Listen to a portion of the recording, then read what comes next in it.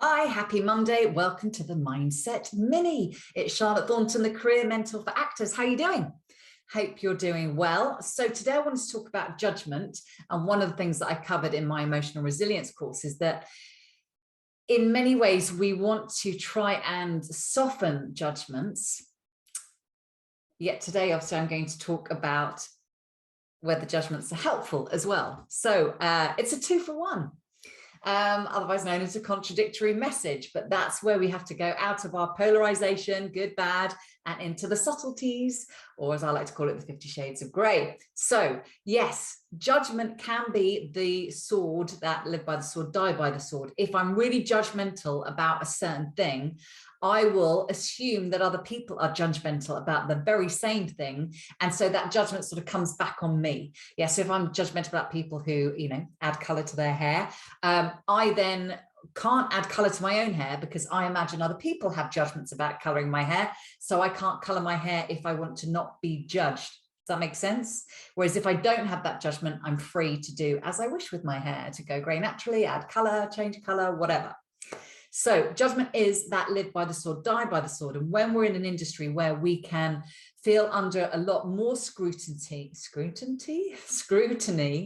then when we soften our own judgment, we will then perceive the world to be less judgmental because of this fact that we assume other people think the way that we do. So if we're really judgmental, we assume they're really judgmental. If we're not very judgmental, if we're compassionate and easygoing, then the assumption is that people will be looking upon us with compassion and giving us the benefit of the doubt. So softening it on ourselves is a really helpful way to improve emotional resilience and your mental health, and also, hey, be a slightly nicer person. But we still want to be discerning. Like I say, we can get into this polarization. It's either we do it or we don't do it. You judge or you don't.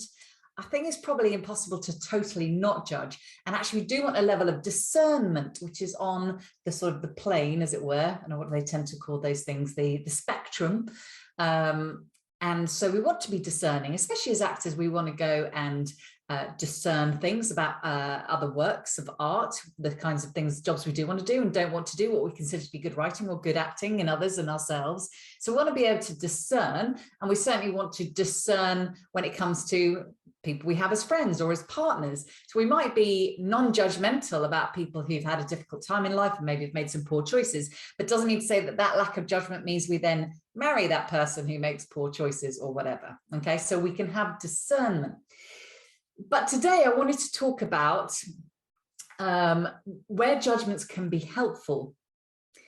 And one of the reasons that judgment can be helpful is because it's a little clue as to what's going on internally. So sometimes our judgment is rules that we have that may not even be our rules. Yeah. So rules that we've been taught, maybe as a child or at school or wherever, that we then absorb to such a this is right and wrong level that we think we don't even notice they're not our rules, basically, and we're living by them. And one of our jobs as we grow up and become adults is to take responsibility for everything that we are and go, right, I might not have put these rules or this programming inside my own head or in my subconscious, but I am now, as the grown-up, responsible for what I do with it and whether I do go and examine it, look at it, decide if I want to keep it.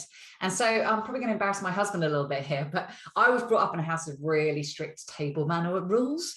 And I have to say, no matter how much I work at this, really not great with people who don't have some level of table manners. Having said that, there's another part of me that really gets, and I remember my niece sitting with them when she was very little, just sitting with a strawberry and just strawberry just oozing all down her face, just the joy of eating with her hands and fingers. And I actually think there's another part of me that really respects and loves that. It's very freeing.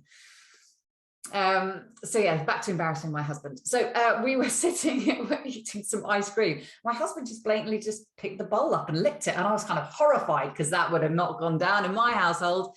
And so what my dad always used to say was, he was trying to teach us to not embarrass ourselves in restaurants, I think. So there were certain things we might be allowed to do in the house, but weren't allowed to do them in a restaurant.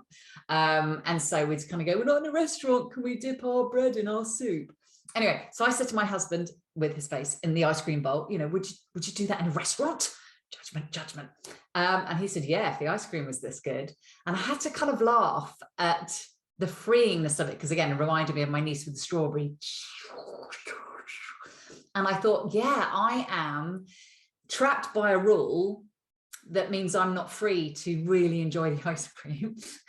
I'm trapped by a rule, and is it mine? It wasn't mine. I can sit and then decide that it is still mine, or I can decide that no, actually, maybe that's not my rule. And if I'm sitting on the sofa in my own house and I want to shove the ice cream bowl into my face, maybe that's okay. And it's not about whether that is okay or isn't okay. It's about who decides. And ultimately, when you're an adult in your own house, it's you. But so often we are carrying the rules from ages and ages and ages ago, and we don't even know.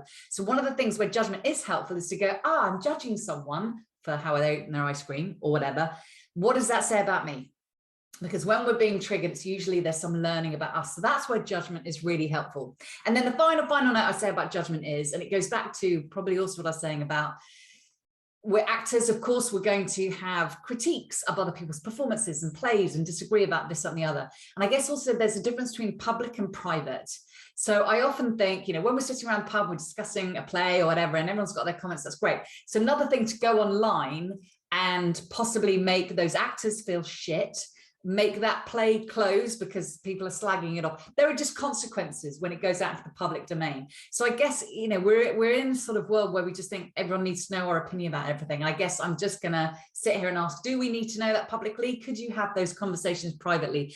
Do we need to, well, before you go and negatively review someone else, whether it's on your Twitter account or whether it's on their site, think about how you would feel, I guess.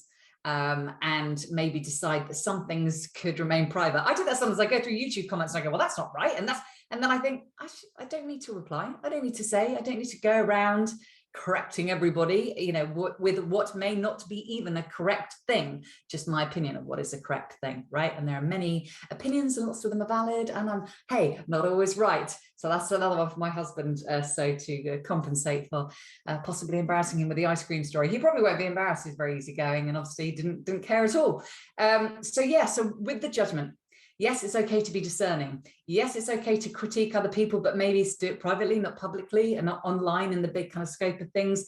And are those judgments, are they discernments, or are they rules which are then imprisoning you, that actually, if you had some real time to think about it, you wouldn't have those rules? Fewer rules, the better. We're artists. We need to be creative. We need to be free. We don't want to be confined by rules. So I always say that the judgment is a prison which confines you, not other people. So those are my thoughts on judgment. If you like this video, please share it and see if anyone else could benefit. All right. Have a great rest of your week. Bye.